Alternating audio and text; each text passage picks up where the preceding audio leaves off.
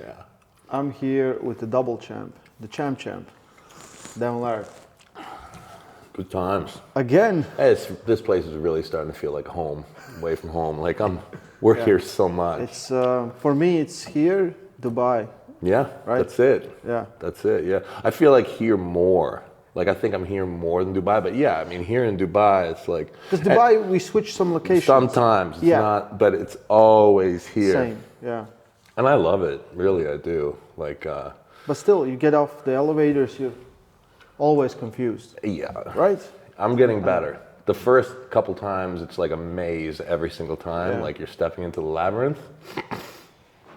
But I do like it. I like the kitty cats mostly. You must love the cats here. Yeah, I do. Yeah. They all have attitude, though. They all have. You think so? Yeah. I mean, cats generally have attitude. Yeah, but they have like they're like you give them some food. He's like, give me some food more. Yeah. And they're all fat. Yeah. They've been feeding. The life here is good. These cats are billionaires. Yeah, they have like the properties there. This costs. This is real estate max. Yeah, I think so. Right? There's fish. There's water. There's people all the time giving them shit. They're not getting any fish. They don't care. Oh yeah. Have you seen cats getting fish here? I have seen them stealing fish from people. There's people fishing. Yeah. And they give the cats fish. Oh, okay. Yeah.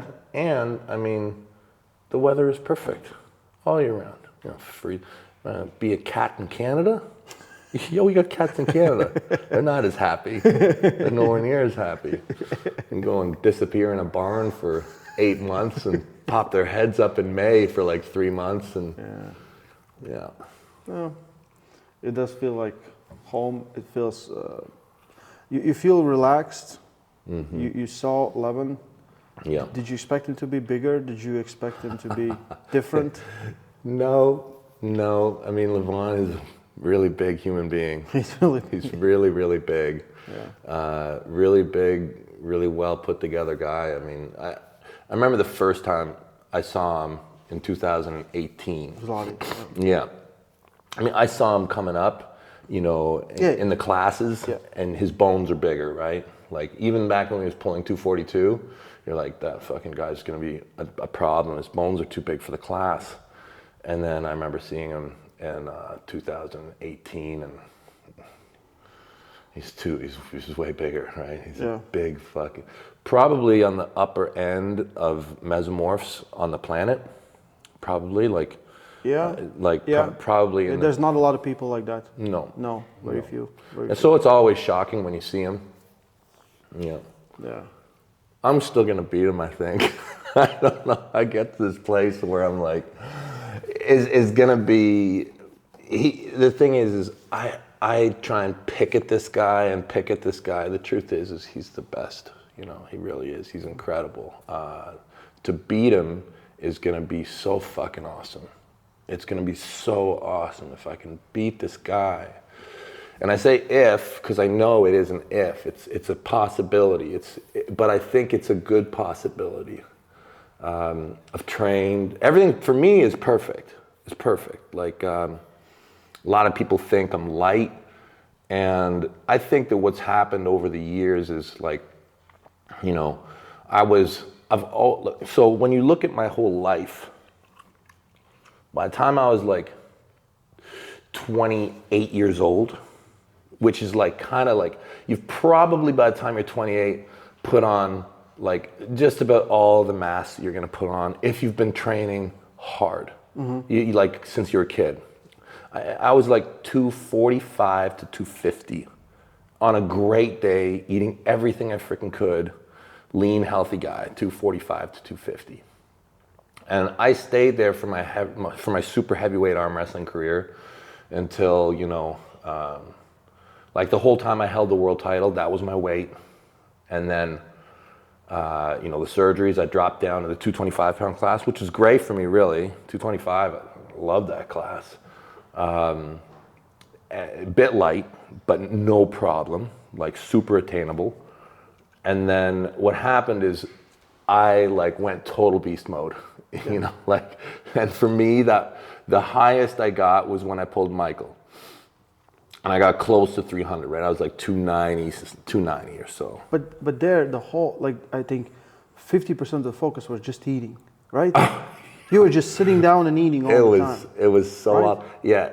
I was eating. It was like I was on a mission just to eat and I actually got really sick throughout that process. Yeah. You know, I got super constipated, and you know, the weight wasn't. That's why we have the constipated. That's right, Devon. Constipated Devon. Yeah, Constipated yeah. Devon. It's Shout funny. out to Constipated Yeah, Devon, people pay. I love that guy, by the way. He's my favorite memer. And you know, as a super heavyweight, you try and hold on to that, you know, get bigger. And over the last couple years from Michael, you know, I've tried to stay, but I've just slowly just started to come down to what is a more, it's just more where I'm supposed to be. So I think right now I'm probably 265, 270, which for me at this age, this is my super heavyweight version. Like, I could definitely be lighter, but for me, my strength is great. My training was perfect. I'm rested. This is the best. This is the best I could bring to the table. So I'm really, really happy with that. So it's given me like a sense of calm. And it's possible. It's possible. Buddy. I remember when I saw you versus Hermes, you cut 10 kilos. Yeah. Right? You were 120, something like that. Yeah, 120. But well, same as I am now. And I was like, we were all kind of shocked, and I was like, what is this?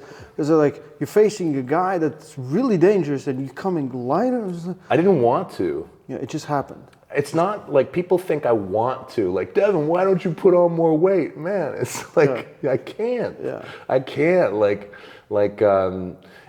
Now, because of, so I'm 48, 49 in a couple days. My entire life has been dedicated to getting massive and strong, right?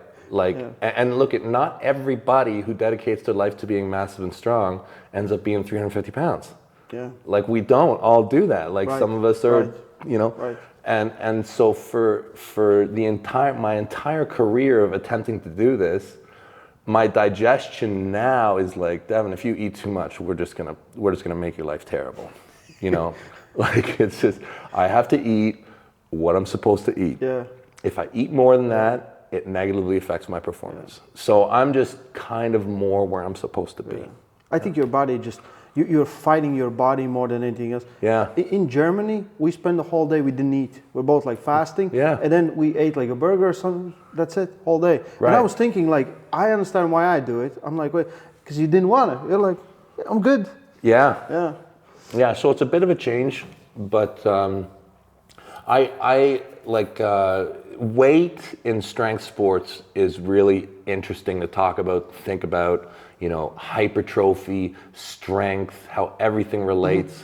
But, you know, the more that I look at everything and analyze what's going on in my own body, even the size difference between my arms, the way I train, I think that strength and size, of course they're related, but it's not as much as we like to believe. We're not bodybuilders. No, we're not, and we're not powerlifters. And the greater fitness community is so influenced by these images. Yeah. You know, even me, I'm still to this day, like, I came into sports because of bodybuilding. I remember I was like 5 years old, 4 years old, you know, looking at pumping iron. Yeah. This is my first introduction to, this is what it means to be strong. This is what a fucking killer dude looks like, right? And it's Arnold, jacked, oiled, beautiful guy. I love bodybuilding. Oiled. I do. I really love bodybuilding. So how many followers for you to get oiled up? You know that? At 1 million, at 1 million, I'm oiling up. Hey, we were almost at 1 million. Yeah, we almost need more. there. Let's do two. Yeah, I'm gonna have a pose down session with Antoine Valliere in Quebec City. Yeah, we're gonna oil up. Yeah, but the thing is what I realize more and more is, you know, strength is about remodeling of the muscle. You can take that same muscle, remodel it until it's something very different. Yeah. You know, you can have a muscle that's conditioned many different ways, and so much of it is neural. Like when you talk about like strength, like it's a lot to do with the brain. It's a lot to do with the nervous system, the connection between the mind and the muscle and the body. And I mean, I just know that over the past couple of years, because I've been so focused on strength and, you know, like these close to 1 RM liftings, it's basically been my school of thought heavily since I faced Levan last time. There's been no change to the size of my arms. There's been no change. And my body weight's gotten lighter. But that's like powerlifting is like, it really teaches, like if you go singles and ones, you get to certain a point of muscle, but you will not gain more, right? No. But you keep gaining strength. Yeah. Right? Remodeling. And arm wrestling is for people, it's very hard to understand this, but it's the chain. It's nothing else, it's the chain, how your muscles work together, right? It's intramuscular coordination. Yeah. Nothing else, because there's a lot of people with a single move, right? They can lift single on the bicep, row, whatever. They can't put it together, and that's the big problem, right? Or something in the chain is really weak. And then you have people that have been arm wrestling since they were babies, and they don't have to do anything. They can lift shitty weights and be way stronger than anyone else. I think our most shining example of that is John Brzenk. Yeah. Right? Like John. Repetition. The guy is famous for never going to the gym. Yeah. But that's also a conspiracy theory, right? That's something. He's been lying to us. He's been lying to us for 40 years. We know years. You are lying, John. We know you've been jacking weights. He wakes weights. up at 4, meets up with Ronnie everybody Coleman. knows. Everybody knows. Yeah, he's been tricking us. Yeah. But that's and like you are same. You spend way more time on table than anyone else I know. Now you spend less because I think you got what you needed to. I think, right? It's you know, I believe in 3 things when it comes to training. For one, I mean, and you can lump these things together in a way. You have to arm wrestle, okay? And you can say that the highest form of arm wrestling is competition, right? So if you want to be a competitive arm wrestler, you're going to have to competitively arm wrestle. You're going to have to get on that competition table. But part of I can say table practice in general, right? So whether it's competing in a table, good table practice, you know, this is what the sport is. Practice is sport.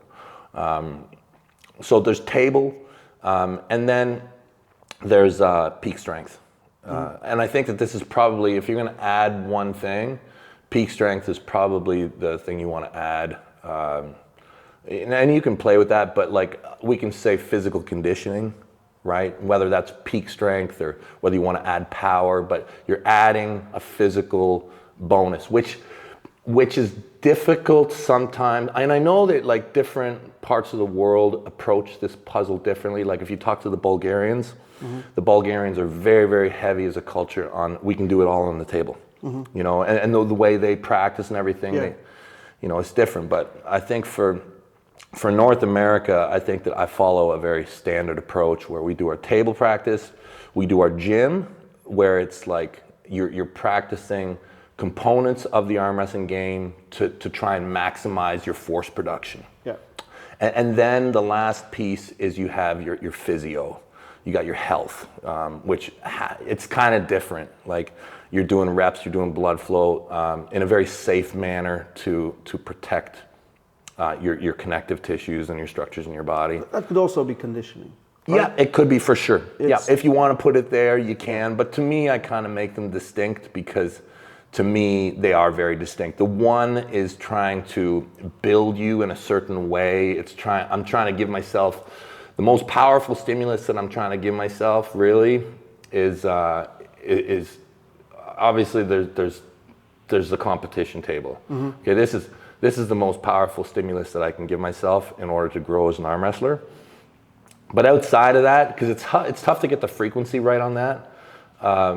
You want to repeatedly every day remind yourself that the way you want to move forward is in these very powerful vectors that are hard to do nicely, especially depending on where you sit in a club. Like me, I'm probably the strongest guy in most clubs, so I can't be going and just drilling people. It's mostly be irresponsible for my team, and I know that guys on the team would do anything to help me. I would, but the truth is a lot of these things are best accomplished in individual practice, you know. and then to me, the health piece is just different. It's a completely different mindset. Like when I train for my health and the maintenance of my body, I really try to not be like, okay, I will do 20 pounds 50 times, 25 pounds 40 times. I try and get the science out of it and the feel. You just do for the feel. Way more feel. And I try and make the form meticulous and get in there with my head and blood flow healing.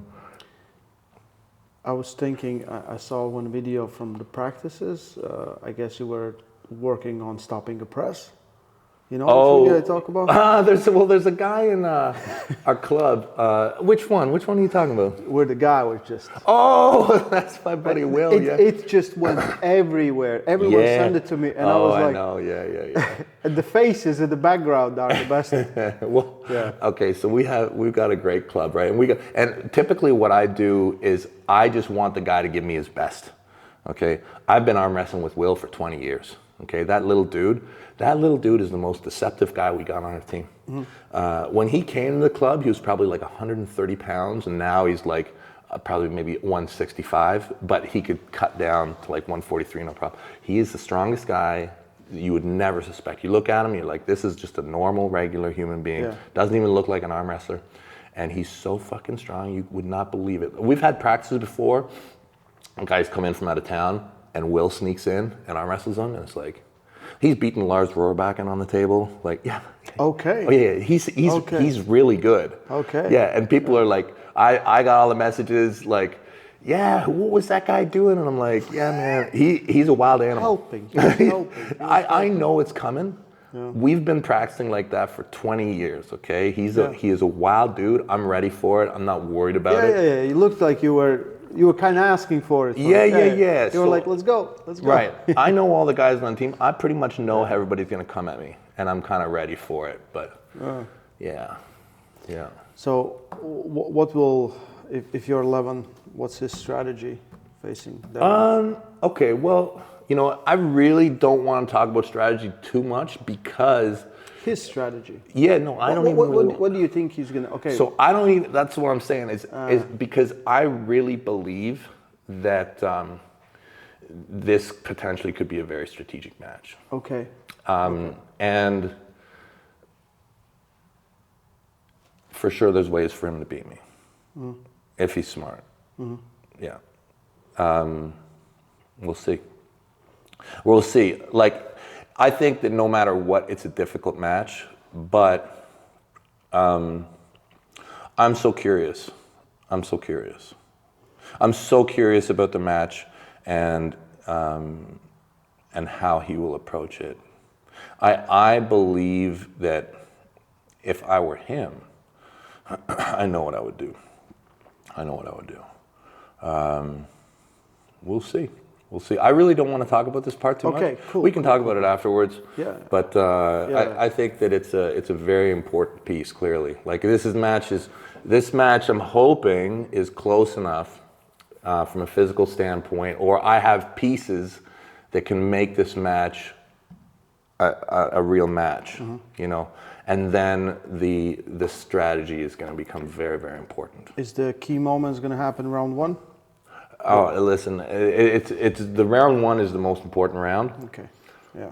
All the way through. But yeah, round. I mean, you can win or lose a super match in round one. You can. That is true. That is true. Yeah, depending on how the cards play, but you can win it early. And it's a high stakes match. Like this is a big match, and we've both been talking all week, and I've been very clear that for me, I'm like, I win or I get injured. And he says the same thing. Mm-hmm. He's like, I win or I die on the table. Mm-hmm. He's like, so both of us feel the same way that we are. Thing is, I have seen it from you. I haven't seen it from him yet. So that's the real test, right? That's the test. That's right? the test. Yeah. That's the test. And I believe that I do. I've seen Levan enough to know the guy is a warrior. People joke around about the oxygen Philly and how he didn't get back to the table with Hermes, but truthfully, he didn't have to. Yeah, that's That's a mindfuck. Right? Yeah, he didn't have to. He'd already won. Yeah. He won the match. He was not feeling his best. He didn't have to come back to the table. I believe that if the same scenario was round 3 and he had to win that round, he's coming back to the table. Definitely. Yeah. He would just Yeah. floppity whatever. Right? Whatever. He's not. I've never seen Levan Saakashvili quit When he needs to. Right. He like. What happens after you win the match? It's irrelevant. Yeah. It's so many times, like I said, this best of seven, not 6 rounds, right? You win 4, the match is done. Everything after that is basically it's playing. It's play. It's come way down. Yeah. It's come way down. If you're the winner, typically you soften, or you want to show something. Yeah. Something else you could maybe do, and the loser might just be out of honor, just wanting to fight still for the chance at one, and so it gets weird after you win, right? My favorite one is something happens in round when you, like, let's say you lost first 4 and then you do something in 5 and you're like, I should have done it from the go. Hey, like done it from the Vitaly and Dave the last time, how Vitaly drills them 4 and then they start in the strap and Dave. Yeah, but Dave couldn't get to the strap. That's right. the thing. He couldn't get to the strap. He couldn't get to the strap. I know. It's so weird. Yeah. So weird. It's a big one. I think we talked with Engen about this because it's the championship match, but the championship is in the background of everything, right? Usually you talk about, I want to be the champion. I want to do this. For you, you want to beat Levan. Yeah. You don't care about anything else, right? This could be no championship on the line, and you just want to beat Levan. It just so happens that he is a champion.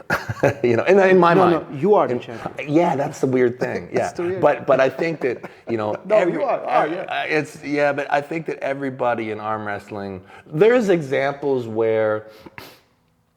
So Alexei Vovoda never lost, right? Mm-hmm. Alexei Vovoda went out on top, right? And after a year, the ranking disappeared. Yeah. I think he came back like a year later. He pulled Michael Todd, killed him. Yeah. Never lost, but moved away from the sport. Yeah. And his return, like when he came back, I don't think anybody thought, oh, he's a champion, even though he left a champion. I think this is very different. I think that Levan left the champion. Yeah. He got an injury, and it's not just that he was a dominant champion. Levan, when he left, and this is not like he left so long ago. I mean, when was the Hermes match? Was it a year ago? Year and a half, I think. Yeah. Not long. No. In arm wrestling terms, a year and a half is not long. But for us, it feels because so many things have happened, right? Yeah. So many things have happened afterwards. Yeah. Crazy. I still would pick, like if I'm betting, Levan against the Field. I mean, like, I don't think that there's a guy in the super heavyweight who he's not the favorite against in betting odds. Yeah. Yeah. Yeah. So yeah, for me, it's absolutely about beating Levan. It's absolutely, I view this as it would be the biggest win of my life. It's the biggest match of my life. It's the potential just to, I'm so excited about it. I'm so excited because I think I've done everything right. Really, like, I really feel like, there is no perfection in this world. There's no such thing, but I'm as close to it as I could be for this match. Yeah, really good, really good. That was great to hear. Oh yeah. That's great to hear. Yeah, I'm very happy. I'll talk to Levan. I want to know where his mind is, where he feels like his body is. Because yesterday he was tired. Yeah. It was just a long day. I was like, how do you feel? Tired. Yeah. Yeah. We'll see. How do you feel physically? Because you try and get younger. You look younger. You look very good, but. I'm great, really. Like I said, I did everything properly. I've been telling everybody it's the Goldilocks one for me. Like, I didn't do too much, I didn't too little. I did everything just right. Just enough so there'd be life. And in the process, I hit my maxes. Probably, I'm going to struggle with the math right now, but Dennis was my previous peak. Dennis was the best I'd ever been. And when you look at the weight room, like just what I do in the weight room, I'm probably 5 to 7% better than that. And that's really significant. It's a very significant number. How confident you feel against Devon Larratt from Levan, number one? Well, yeah, look, at any time I would face myself, it's going to be a hard match. You know? But I think that the big difference between me then and me now is everything's probably tightened up. Tighten up? I think that everything... Mobility? My center control is probably better. Okay, so instead of like having to swing way low, I can probably stop a bit higher. When doing outside moves, my ability to bring my shoulder forward, way different from that match. So in that match, it was something that I could probably do if I had to do it. You know, I could probably pull, you know, coming forward, but it wasn't natural. Like it didn't feel right. Now, man, anywhere we are on the table, I can push in. I can push in. So my inside game for sure is way different.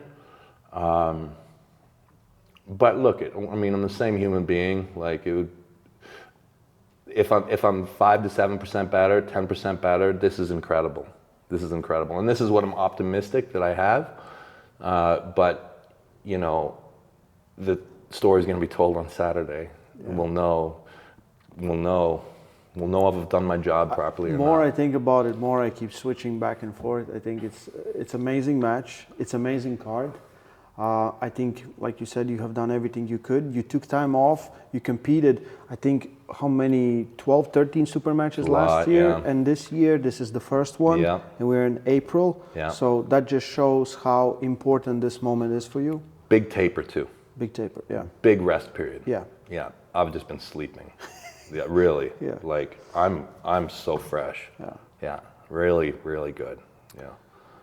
Don't miss it. Live on Coresports, pay-per-view. East versus West 12. Devon Larratt versus Levan Saginashvili. Don't be fooled. I'm way bigger than him. Don't be fooled. Yeah. Good times, eh? Yeah. Yeah.